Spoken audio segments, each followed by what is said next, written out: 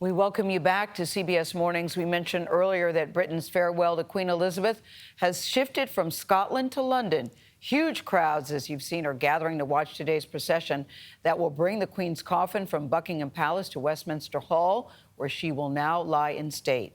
Heathrow Airport is even delaying flights so planes do not disturb the procession. Joining us now from London is historian Wesley Kerr. He knows everything. He's a former royal correspondent with our partners at the BBC.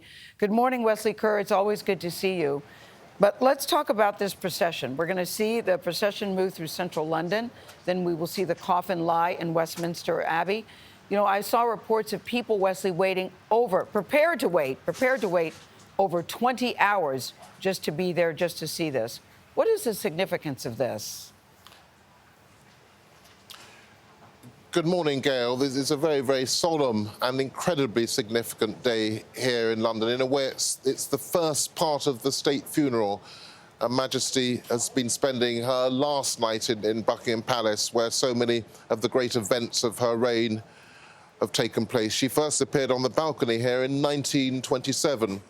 She was on the balcony here the day that the Second World War ended. I've been watching her on the balcony here and doing things in these parks, ceremonials since 1981, the day that Charles and Diana married. But this is the most solemn ceremonial, but at the heart of it, you will see the family. And they will have to grieve their mother again in front of hundreds of thousands of people. So there will be a very astonishing procession which will leave in shortly under 2 hours.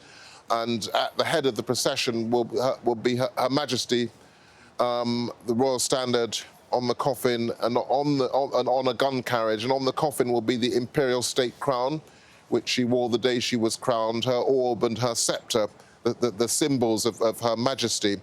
And there will be, it will be a very impressive but very solemn procession which will last precisely 38 minutes. It'll go along the ceremonial route of the Mall, across Horse Guards Parade, where trooping of the colour takes place, then down Whitehall, the heart of British government, past Downing Street, to this astonishing 11th century hall, Westminster Hall.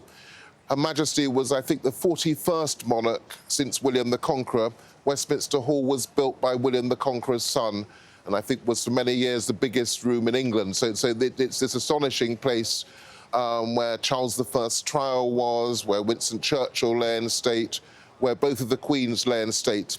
And there hasn't been a state funeral since Churchill's funeral in 1965, and there hasn't been a ceremonial procession, which we'll be seeing today, since the one that I witnessed in 2002 for Her Majesty's late mother.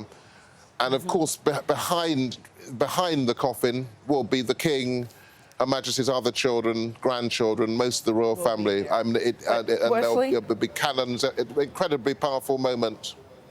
But Wesley, this is what struck me: the fact that people, men, women, children, say, if I have to wait over 20 hours, that's okay. I had a friend of mine, I was talking to him last night, he said, listen, I love my mother very much, but I wouldn't wait 20 hours to stand in line to see my mother. Not making light of it. Yeah. But I'm curious about what is it about her that the people are willing to do this? I mean, they did it for her coronation as well. So there is something about the monarchy, and it's an institution that holds the country together. But this is the end of a remarkable era, and it's farewell to a remarkable lady. I absolutely made a point in downtime yesterday evening of going to see her coffin. It was driven past my birthplace. It came through my neighbourhood, and there were several hundreds of us just in that location.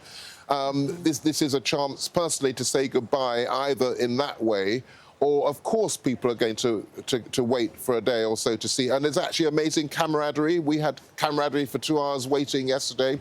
But there's a powerful sense of togetherness. There are people from all over the world. People have flown in from New Zealand, from Angola, from Canada, just this week for this occasion.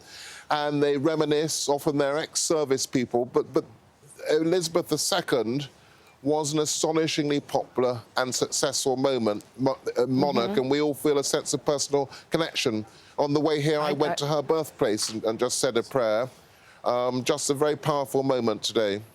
Yeah, I can only imagine. I'm really very touched by all the pomp and circumstance of the moment. Wesley Kerr, I thank you. I'll be flying to London this weekend, so I look forward to meeting you in person. We will have lots to discuss.